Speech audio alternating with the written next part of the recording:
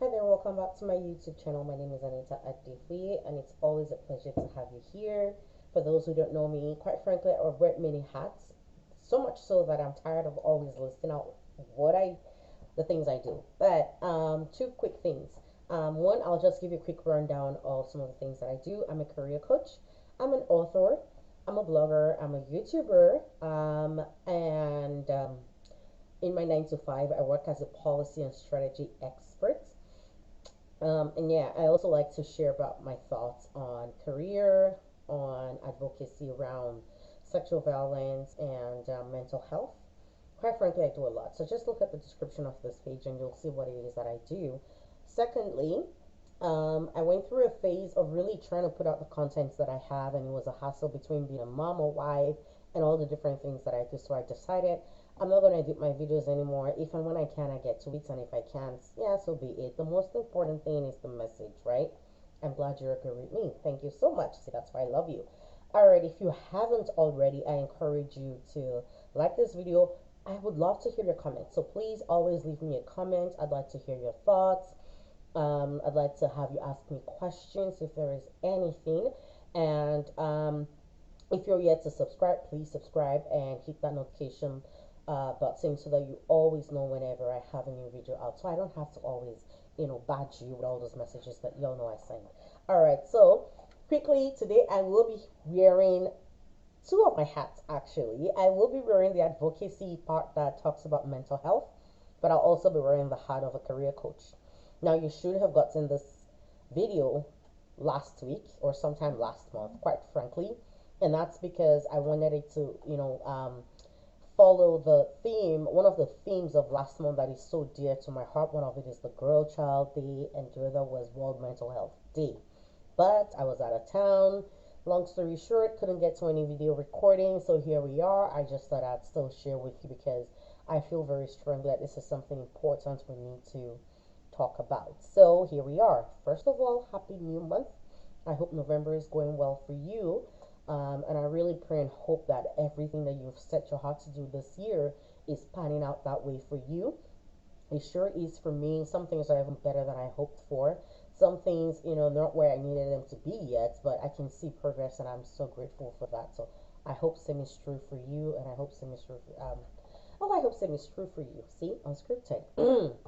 Okay, so what are we talking about today? Today I want to talk about workplace stressors. Workplace stressors. So yes, emphasis on workplace and then stressors. Stress management, that can impact your stress, can impact your mental health. But what about when that stress is actually coming from work? Sometimes some people, they think when they leave work at work, but they don't know that the stress of the workplace follows them home and into their personal relationships, and that begins to backfire even on the work that they do, and then they're caught in this cycle. And I don't know if that's a situation for anybody here, and so that's why I want to talk about this.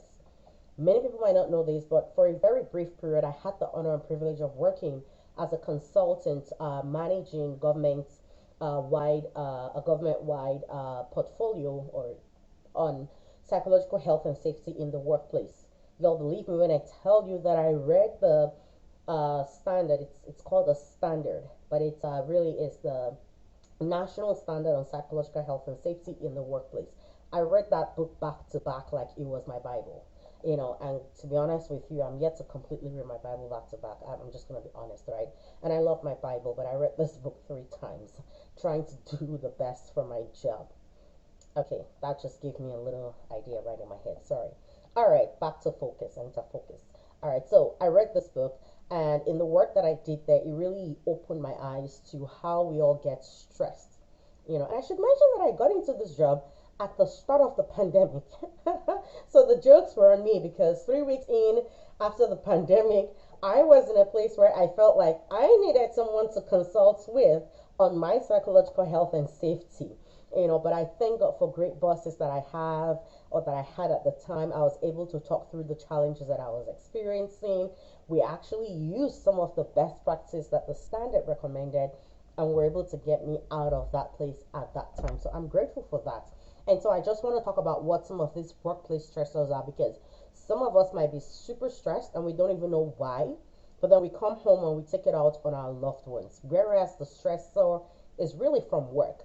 So we want to make sure that that's not you. And you may resonate with one or two or more of these. So if you do, let me know. I'd love to hear about them.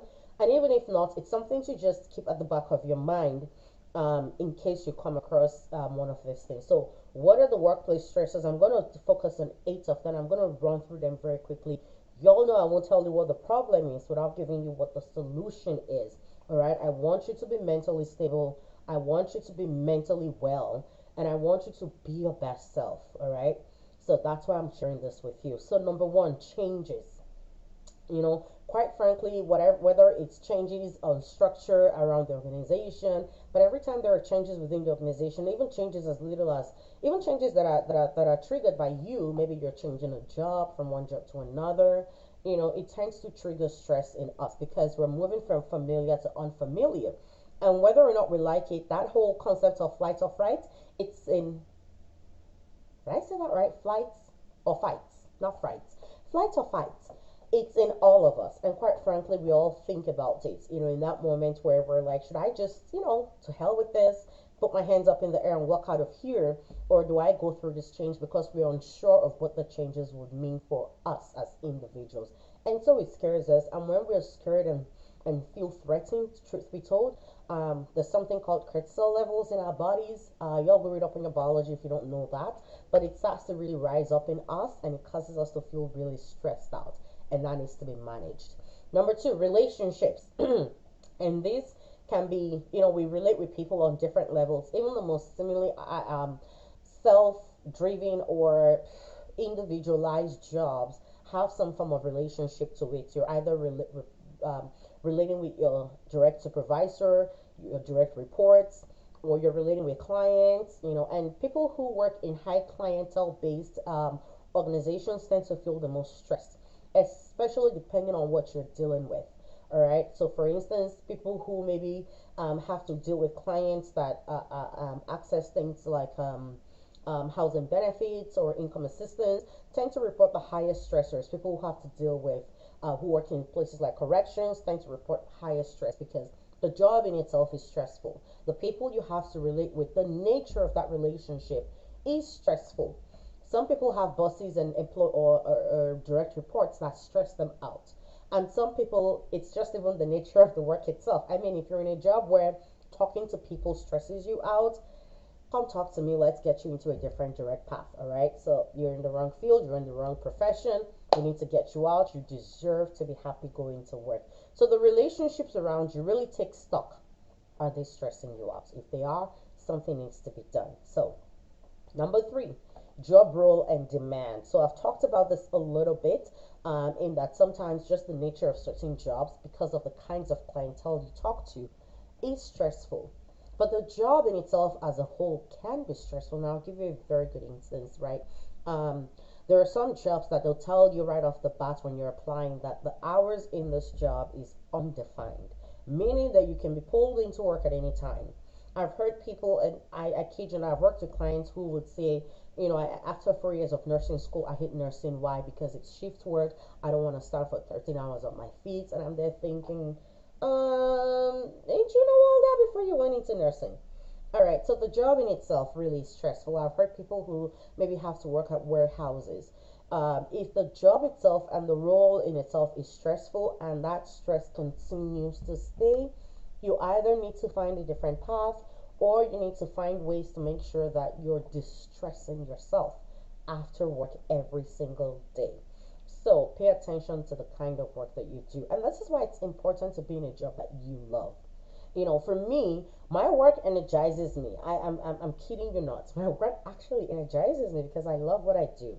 All right, and maybe even what to do when you're not in a job that you love. We'll talk about that at some other time. But I love what I do, and in and of itself, the work itself energizes me. Don't get me wrong, I have my down and low moments on my job and times, and all of these factors, one or more of them can stress me out for whatever reason per time. But overall, I love what I do. All right. So number four, feeling of lack of control. So yeah, Believe it or not, I actually paused this video to go pick my kids up from the school bus. So I might try to figure out where I stopped. Okay, so number four, feeling of lack of control. Quite frankly, and this is tied again to number one and pretty much everything else, quite frankly. You can't control the demands of your job, especially when they change with time. You can't sometimes control the relationships because you don't know who the clients are going to be. You don't know um, who the new manager might be or your direct reports, and you don't know what changes can come. So, but when all of that is put together and you feel a sense of lack of control, it can actually create stress in us. And so, when we feel like nothing is going the way we want, and sometimes it might even just be one of those days at work that you've planned out everything you need to do, but then nothing seems to align for you. That can cause us to be stressed out at work. And then number five, lack of support. Lack of support can come from either not feeling heard at work, or not feeling like your ideas are supported, or not feeling like and then these people who tend to be in any minority groups, either as women who are in male dominated roles, might feel this way. Visible minorities, if you're in a place like Canada or in Europe or anywhere in North America, quite frankly, you understand what the concept of visible minority is. And you can tend to sometimes feel out of place, feel like no one supports you, no one supports your culture and your instinct and your uniqueness. And so any feeling of lack of support in and of itself can cause stress. So when you start to hear yourself say things like, nobody takes me seriously, nobody really listens to me, you're stressed, all right? And you may or may not know it at the time, but you're stressed and you need to do something about it. Number six, perceived lack of time. This can sometimes come from a place of lack of planning or too much job workload. And quite frankly, when I remember the standard that I told you about, and I encourage you, check the Canadian, I'll put the right organization that is in charge, either it's Mental Health Association of Canada or Canadian Mental Health Association, I can't remember, but I'll put it in the description just so you can go and read and learn more about they call it 13 psychosocial factors that affect our psychological health in the workplace. So when you think about physical health and all its challenges, these are psychosocial factors, okay? And so perceived lack of time can come from workload management, all right? And that's one of the thing factors that was mentioned in the standard. And when you have that perceived lack of time, it actually affects your productivity. It makes you want to, and we all react to these things differently. When some people are stressed, they just go, go, go, go, go, and put everything else at risk and on the back burner. And by the time they're done, they're feeling guilty for either leaving their families behind or whatnot. And for some other people, is that it actually makes them want to crawl into bed and hide, which either whatever option we go with is not healthy because it only adds to our stress cycle. All right, so but when you feel like you don't have enough time to do all the things you have to do, that can create and cause stress. Number seven, feeling unseen and unrecognized. Again, this ties very well into number five, which is lack of support. When you feel like nobody's seeing me, nobody's hearing me, it makes you question if you're valuable. It makes you question your worth. All right, it makes you question that, and if you don't like the answers you're getting, it can impact your sense of self-esteem, and we don't want that to happen. But that can cause stress. And number eight, which is the last one, feeling stuck. You feel like you don't see any career side, any career growth or advancement in sight. There are people who are in fields or positions, and I've heard people tell me this, that I just don't see what next for me after this role, and what do I do? And it's stressing them out because they feel like it's almost as if they even start to feel resentment towards the organization they work for, because maybe the organization itself is a small organization. Maybe they're looking at certain benefits they feel like they don't want to lose out on because as a result of leaving that place, or they just don't see any sight of growth, or maybe the opportunity is there, but you've been passed over several times, that you start to feel like you might never be able to break out of that place. So all of these things can really cause stress in our bodies, in our system. Which of them have you experienced? You can experience any of these at different times. I have experienced a number of these changes I had to change In fact, you don't even want to know. In 7 years of being in Canada, you don't want to know how many jobs I've worked. People think it's very easy for me. It's not. At the time of making this video, I am not at work, and that's because I have the day off to. It's one of my days off in between my last job and the next one. So, go figure. I have changed jobs a lot of times. It has its own levels of stress. That also means the relationships are changing, and in and of itself, it can cause stress.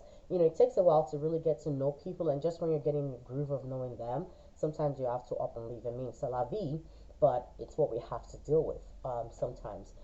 So really, I get all of these things that I've also been in places of perceived lack of time. Like I said, I had to pause this video to go pick up my kids. Yeah, I didn't have enough time to finish all that. If you think that didn't stress me, then think again. I know sometimes some of these things are little compared to the bigger things, but the truth is that when they continue and they stress us, it tends to leave us feeling extremely stressed, and you don't want that because that will impact your mental health. I heard the story of a man who just up and stressed himself at work, and quite frankly, workplace suicide is very high because people go through all of these stress levels and never really deal with them. Which brings me to the next part of this video, which is how to deal with these stressors. Number one, have a personal career vision and goal and plan. This would help take care of any changes and uncertainties. Even so much as when the company starts to change for whatever reason, you can tell when your value system and your career goals don't fit within that system anymore, and you know whether to either make adjustments, talk to someone, or exit the place. Number two, set clear and realistic expectations for yourself. Quite frankly, the truth is that sometimes we get so stressed out because we have these lofty goals for ourselves that honestly aren't as realistic as we might think. And when we feel like we're falling short of those expectations, it will cause us to feel stressed because then we feel like we're not in control of whatever is going on or playing out around us.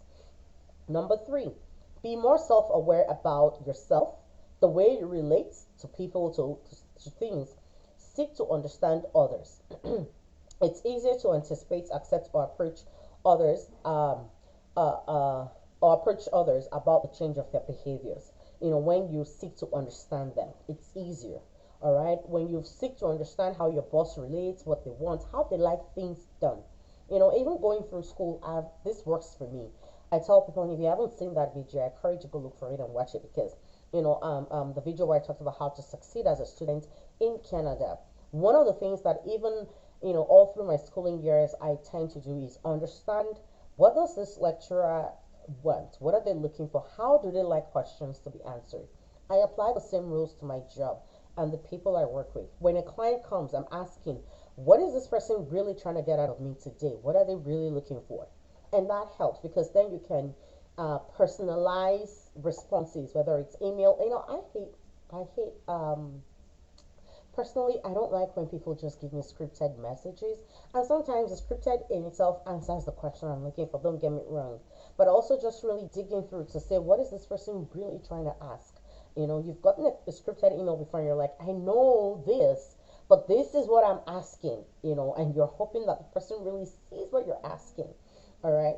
And so when you seek to understand before you ask to be understood, it makes relationships easier and pretty much anything else easier.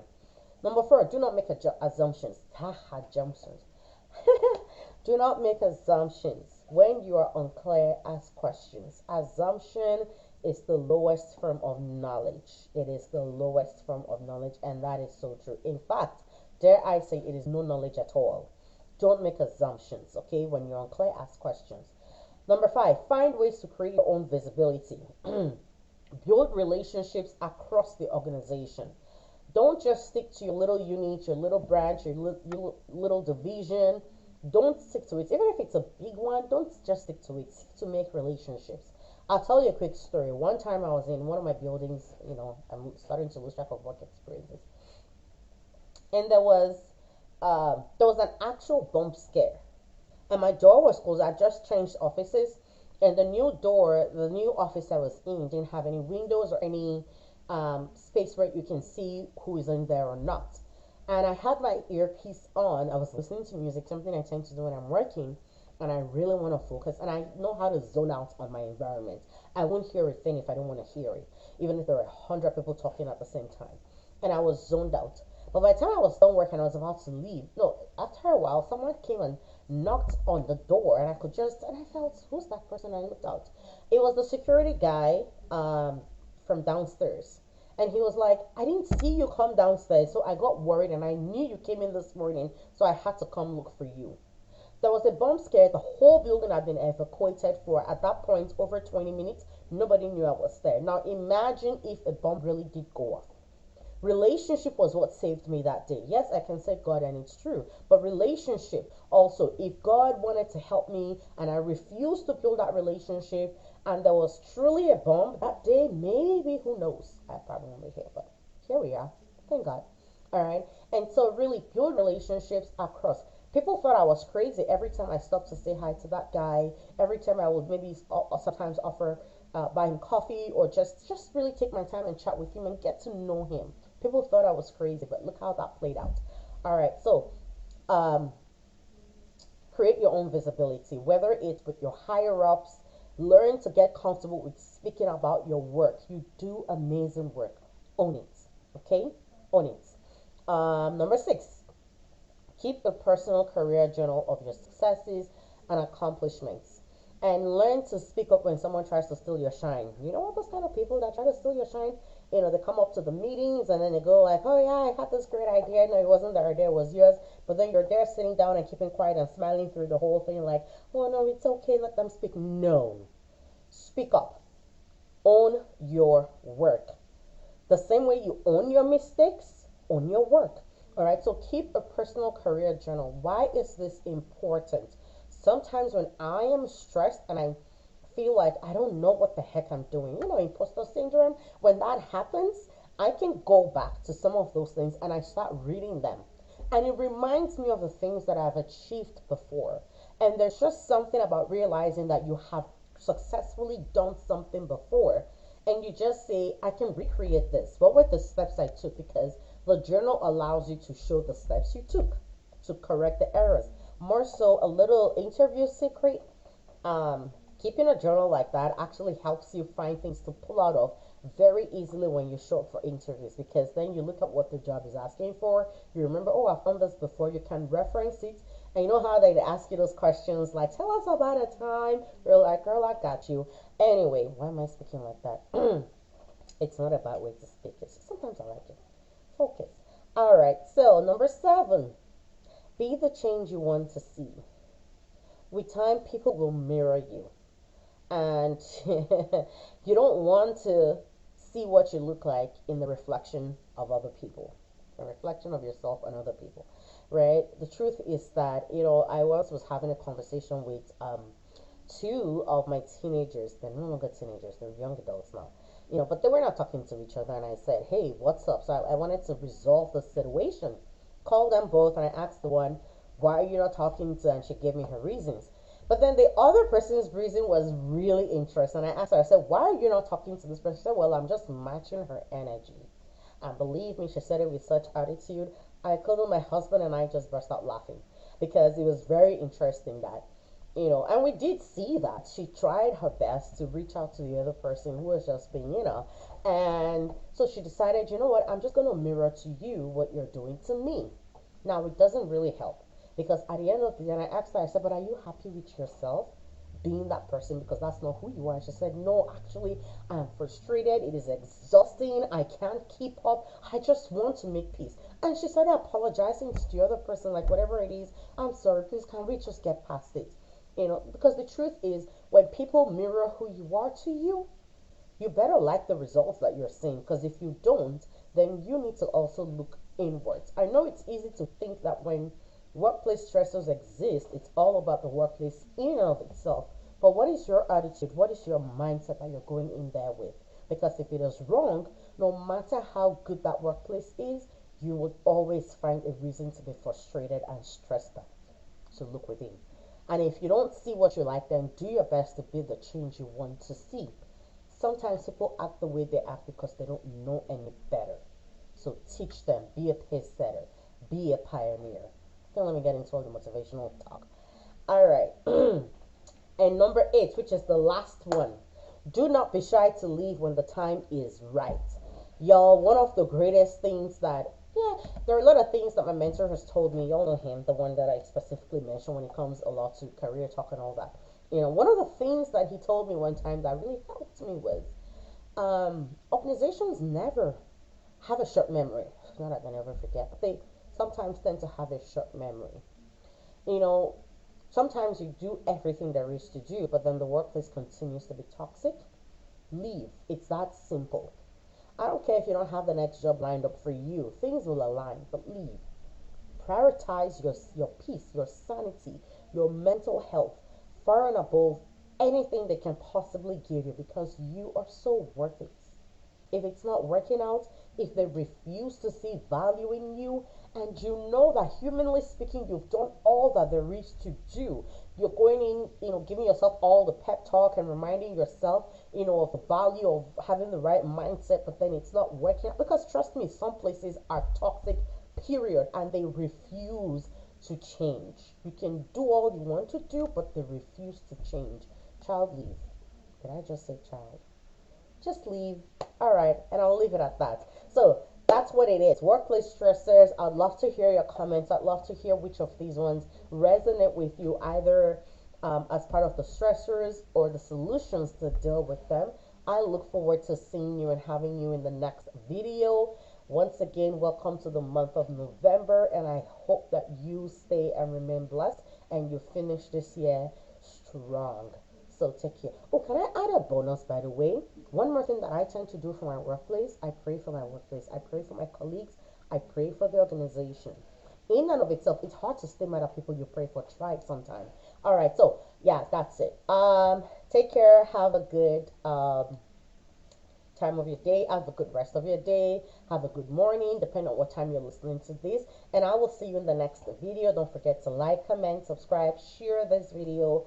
You would always help someone. And take care. Bye.